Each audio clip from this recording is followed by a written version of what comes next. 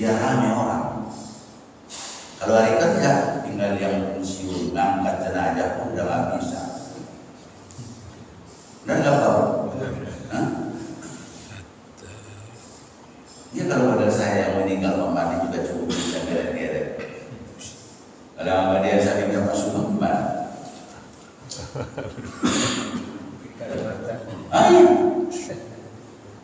Ini hari ini kita minta husnul khotimah, doa kita husnul khotimah, tapi tidak pernah kita perbaiki hidup kita. Perasaan kita masih gagal, Pak. Perasaan. Saya kalau jalan apa ya, saya itu apa ya dari saya. Kalau jalan, walaupun saya tidak muda, ya pintar lebih tua. Tapi kalau jalan sama Pak Edi, walaupun saya muda, tetap lebih tua. Ini Allah berikan gambaran dalam Al-Quran itu begitu banyak. Cuman kita banyak hari ini yang tidak pernah membaca arti Al-Quran yang dibacanya. Contoh, saya punya kajian baru namanya Perumahan Telaga Bestari. Situ orang-orang menengah ke atas. Saya bikin PR-nya baca Fatihah. Ternyata 60% masih 60% PR. Gue coba hanya, tapi Fatihah masih terbata-bata umur 45 tahun, 50 tahun. Pertanyaannya besok, bila mana Bapak pergi satu tempat, Bapak disuruh jadi imam. Karena dia pensinya sudah mulai putih, jenggotnya sudah mulai putih, tamu dari Jakarta kan banyak orang soleh katanya kan. Bapak silakan. Kira-kira gimana Pak? Disuruh kita jadi imam. Mungkin kali kita alasan kamar mandi mulus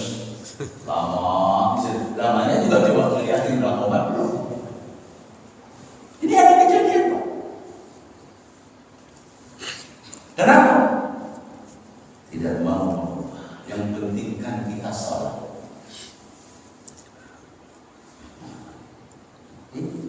Takkan berubah. Kenapa? Malaikat itu mengiringi kita Pak. Bapak dari rumah ke sini malaikat mendampingi Bapak. Makanya banyak hal-hal yang mau kita belajar, namun sedikit-sedikit itu buku kita di sana sayang Pak. Kenapa? Saya kalau takut yang kita baca dan kita bahas nanti adab Islam, banyak orang marah dengan saya. Karena itu kenyataan. Itulah yang sering kita baca dalam tadi. Al-yawma nahtimu ala afwahihim wa tukallimuna aydihim bima kanu yaksibun.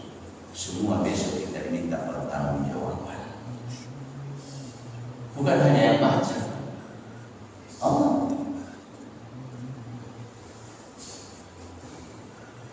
Kenapa saya senangnya kalau bagian subuh, Bapak-bapak ini dalam taharah. Kemudian malaikat mencatat semua amal kita. Dan ada cerita orang yang pulang dari majelis taklim itu mau dicabut nyawanya, malaikat jangan berurusan dia ikut majelis taklim. Harusnya hari itu dia meninggal diperpanjang 100 tahun. Harapan kita begitu Pak. Tapi jadilah kita orang yang tidak merugikan orang. Apa?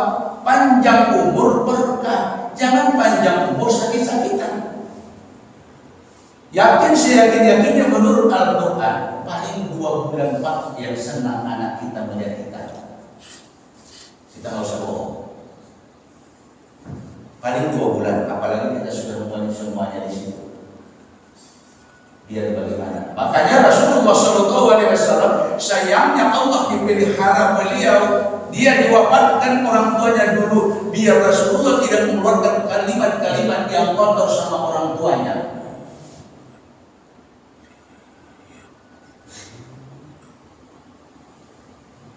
Apalagi ada banyak sedikit harta bapak meninggal ada bangsa 2 rumah gandeng 4. Ini hati-hati. ekonominya. Lagi udah mintanya macam-macam, Pak, udah nggak ada duit, Pak, udah jual apaan sekarang? Berapa duitnya? Maka itu lagunya Bapak 100. Di dalam Al-Quran ada mengucapkan kata-kata saja kepada orang tua kita udah berdosa. Jadi kemarin kita peringati Idul Adha. Kenapa kita harus berkurban? Karena dari situ itu kajian saya juga di sini pagi, menghilangkan sifat-sifat hewan itu dari kita. Ini takkan berubah nasib seseorang itu kalau dia tidak mau berubah. Banyak kasihan saya lihat orang tua saya, abang saya begitu saya ajak mengaji. Aduh, masih repot. Aduh, anak-anak kalau melihat Allah yang manggil nanti yang ada kata ini. Coba, inilah bedanya Pak ulama dengan pendeta. Apa bedanya? Kalau pendeta mereka hafal kitabnya, kalau ulama sebagian hafal. Kenapa? Buat pegangan kita. Disitulah akhlakul karim Nabi kita Muhammad SAW memberikan satu petunjuk yang sangat baik kepada kita. Ini pun makanya saya di kita ini saya pelan-pelan menjelajah, jangan sampai nanti ada terbesit merubah keadaan tradisi. Coba di mana-mana kita coba. Yang ada cuma ustaz yang buka Quran. Boleh dialih. Yang ada cuma dengar. Tapi kalau begini kan ada tanggung jawab. Walaupun dipegang, tapi itu sudah tanggung jawab. Apalagi yang bagian shooting, besok diminta bertanggung jawab sama itu. Paling berat. Ibarat yang di sampingnya Pak Sugeng katanya, untuk doang apa pakai masker katanya, nggak tahu. Biasanya pakai masker dia. Tapi hari ini dia buka maskernya. Semua kita minta bertanggung jawab. Jangan Bapak kira besok kita nggak ketemu di surga. Ketemu, cuma ketemunya ada yang cepat, ada yang lama. Kalau kita ingin cepat ketemunya, ya begini kita berkumpul. Kalau sendiri besok lama ketemu dengan saya, ketemu. Saya besok kan susah-susah nyari bapak-bapak. Kalau ditanya sama malaikat, nyari siapa malaikat? Nyari Ibnu. Oh no, katanya kan begitu. Malaikat tanya, mau nyari siapa? Nyari siapa? Oh no. Kalau kita akan nyari siapa? Warga Lengkeng. Yang mana orangnya? Pakai masker. Ini Al-Quran imam kita. Karena bacaan kita setiap sholat. Orang sholat itu tanpa baca Quran dia tidak sah sholatnya. Inilah kemarin nasihat yang sebaik-baiknya saya mengharapkan kepada kita semua warga di sini, takziah itu kalau ada meninggal sebaik-baiknya ada tausiah. Mengingatkan kepada orang yang datang, Pak. Kalau hanya begitu itu sudah tradisinya sudah bagus, tapi yuk kita berbagus. Cuma la ilaha illallah, la ilaha illallah. Bagus. Tapi adakah peringatan buat kita dengan hari musibah? Adakah? Tradisi itu kita tidak harus sekali berbeda. Nah, apa yang ada? Tapi kalau ada di situ tausiah, walaupun 5 menit, sholat lebih baik. Karena di situ juga kita ngobrol. Ini kalau di daerah saya sana wajib. Kalau ada nanya tadi begitu bisa tahu.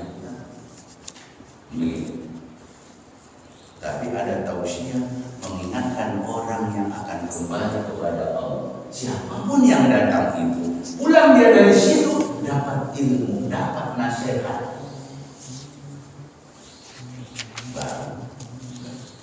Bagus terus. Tapi lebih bagusnya harus supaya ada peningkatan. Kita bersyukur.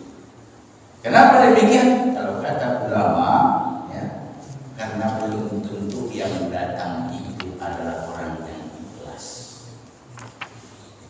Tapi kalau ada tausiah, dia bukan ikhlas kebatinan.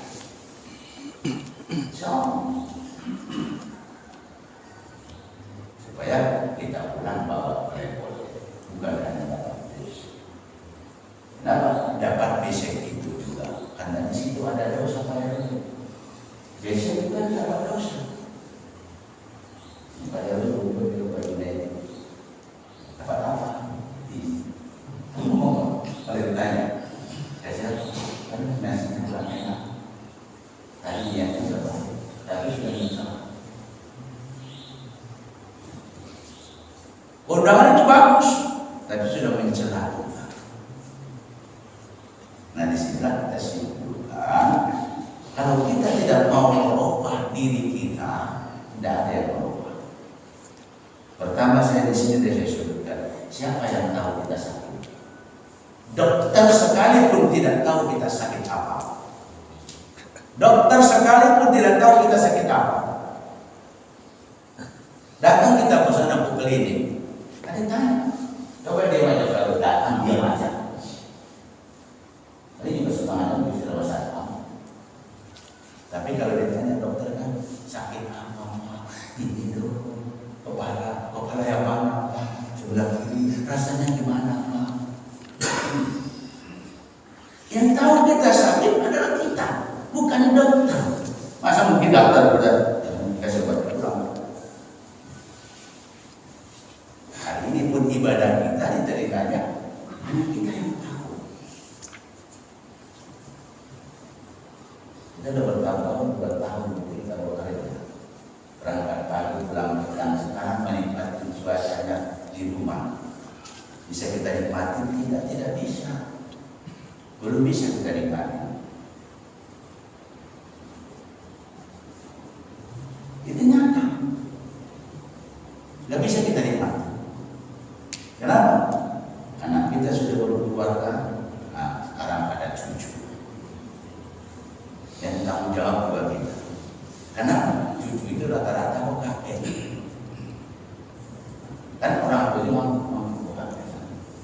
Dan bawa dia aja yang undangan di kita, bilang nanti yang lain aja, terus sibuk bawa dia aja, kan muter-muter dulu, udah pesan udah kakek. Coba aja bentar.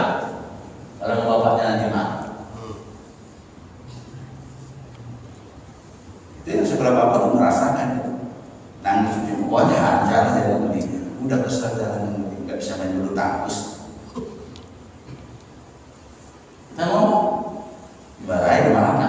Apa mau cucu ada begitu nggak bisa. Padahal dulu takkan berubah nasib sekolah. Tapi dia nggak berubah. Ini saudara-saudara. Kita belajar dengan Al-Quran ini pelan-pelan. Ya, sudah ada himbauan kepada kita. Apa sih Pak? Coba kita maghrib. Ini himbauan. Kita buka Quran di rumah seayat 2 ayat. Apalagi kita baca, lebih baik baca artinya lagi Pak. Ngerti kita tujuan Al-Quran itu. Makanya zalikal kitabul la raiba fihi hudan lil muttaqin. Di dalam Al-Quran itu ada petunjuk.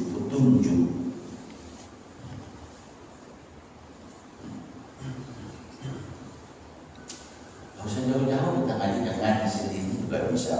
Makanya sekarang sudah lengkap. Di handphone sudah ada Al-Quran terjemah apa ada. Nah saat ada kajian begini, kita baru bertanya. Di mana yang nyambung, di mana yang kurang jelas buat diri kita. Ya. Karena besok siapapun yang namanya kita cintai, hadis kutsinya sudah menyampaikan kepada kita, ya Muhammad, mandi bagi masih tanpa innaka mufarrid. Ya Muhammad, cintailah apa yang engkau suka, tapi ingat engkau pasti akan berpisah. Cintailah apa yang engkau suka, tapi ingat engkau pasti akan berpisah. So cintanya kita kepada keluarga Pak, ya, kalau dia sudah berpulang, sudah tidak. Makanya dia bilang dilarang orang-orang menangis di depan jenazah. Ya. Apa dilarang? Karena kita ingin mengharapkan Allah hidupkan dia lagi. Kalau Allah hidupkan dia, Bapak pun pingsan. Ya. Kita hidupkan pun dia. Allah contoh kepada Nabi. Ya Allah, tolong buktikan dia, Allah, lihat wajahmu kayak apa. Kata Nabi. Apa kata Allah? Engkau pasti tidak kuat setelah melihat wajahku. Tapi Nabi tetap gegeh meminta biar Allah menunjukkan wajahnya. Kalau memang begitu keadaan, lihatlah di sana apa yang terjadi. Begitu dilihat gunung itu hancur, pingsan dia. Nah kita pun secinta-cintanya kita kepada yang kita cintai, kalau dia sudah bisa dengan kita dengan bahasa, walaupun kita minta dia akan datang di wujud kita, kita tidak tahu. Inilah bapak-bapak, saudara-saudara pengantar buat kita tahun baru Hijriah ini, kita harus berubah. Kita harus berubah. Kalau kita tidak berubah, begini aja terus-terus. Seterusnya begini. Gak pernah kita nambah. Apa yang mau kita ubah? Banyak hal-hal ibadah yang sunnah-sunnah kita kerjakan. Ya. Jangan bapak tersinggung kalau saya ngomong. Ya. Coba tiap satu ayat. Nah sekarang saya contohkan aja. Yang kita ini apa sih yang mau kita kejar pulang? Apa yang mau kita kejar pulang? Nggak ada. Seperti bau jam sekarang apa? Udah datang ya, udah malas pulang. Karena di rumah itu sudah banyak godaan kadang-kadang yang boten-boten. Ya TV lah godaannya, yang kopi lah, yang ahli hisab lah. Rugi kita Pak pulang ke rumah. Belum dia itu mau sholat isya nanti diajak sama cucu. Oh, wah, nggak mau diturutin, nangis, bapaknya nanti datang marah. Ya bang ya, bukan Pak Wandi, bukan Pak Yatim, cuma mau aja. Jadi merasakan. Sebelah belum merasakan. Kalau sebelah saya merasakan, datang cucu nanti semua di sini, udah nggak bisa. Pemajin pun nggak bisa. Sekarang kita ada kesempatan berubah ya. Kita lebih pentingkan Allah, karena Allah tidak pernah berhenti satu menit pun mengganti nafas kita. Gak bisa kita ya. Nah lagi bilang bahwa Bapak dipilih kan.